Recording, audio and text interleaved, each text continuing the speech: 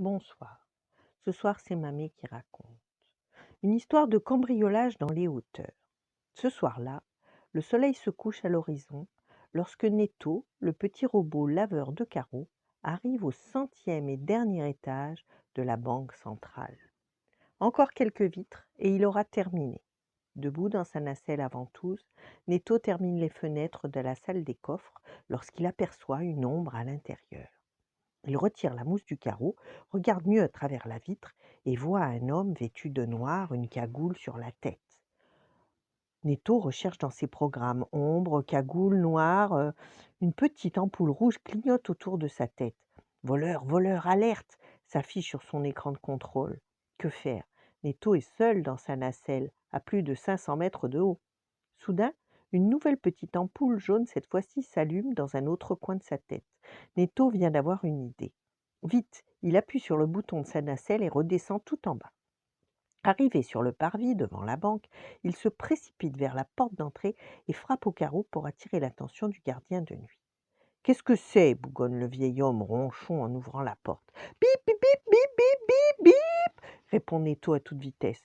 Oh là là, ces robots, râle le gardien de nuit. Ils ne sont même pas capables de parler comme tout le monde. Bip, bip, bip, bip, bip, bip, répète Netto très inquiet.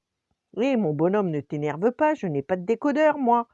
Netto n'y tient plus, il s'élance vers le gardien, l'attrape par les jambes et le bascule dans la nacelle. Mais qu'est-ce que... Mais ça va pas, s'indigne le gardien. Fais-moi sortir d'ici. Bip, répond Netto avec autorité.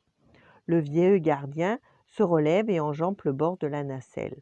Ah, hurle-t-il en retournant bien vite au fond de l'engin. Mais c'est haut! Netto n'a pas attendu son avis pour faire remonter sa machine. Il grimpe à toute allure vers le dernier étage de la tour. Bip, bip, bip, bip, bip, bip, bip, bip, explique Netto au vieil homme. Tu perds ton temps, je comprends rien à ton charabia. Ils sont arrivés. Netto relève le vieux gardien, le tourne vers la fenêtre et lui indique l'intérieur de la salle des coffres. Un homme est en train de vider tout l'argent dans un énorme sac en toile. Sapristi! S'exclame le vieux gardien, c'était donc ça. Il se tourne vers le petit robot et lui dit: il faut agir, mon garçon. Bip bip bip, répond Netto d'un ton complice. Je prends ça pour un oui, déclare le gardien. Netto lui montre alors la longue lance qui sert à rincer les vitres. Ça, j'ai compris, dit le gardien, c'est une bonne idée. Il attrape la lance et la projette sur la vitre qui se brise en 1000 morceaux, surprenant le voleur en plein cambriolage. Halte là! Crie le gardien, tu es cuit. Le voleur sourit en voyant le gardien. Ce vieillard ne lui fait pas peur. En plus, il n'est même pas armé. Le cambrioleur s'approche en ricanant. Tu n'espères tout de même pas m'arrêter avec ce tuyau? Nargue-t-il. Et pourquoi pas? Répond le vieux gardien en faisant un clin d'œil à Netto. Le petit robot saisit l'autre extrémité de la lance, la branche sur son abdomen et actionne le bouton pleine puissance. Un formidable jet d'eau sous pression jaillit de la lance et projette le voleur à l'autre bout de la pièce. Ce dernier se retrouve par terre et n'arrive pas à se relever. Le vieux gardien et Netto le ligotent avec la lance. « Hurrah !» crie le vieux gardien. « Bip !» clame Netto.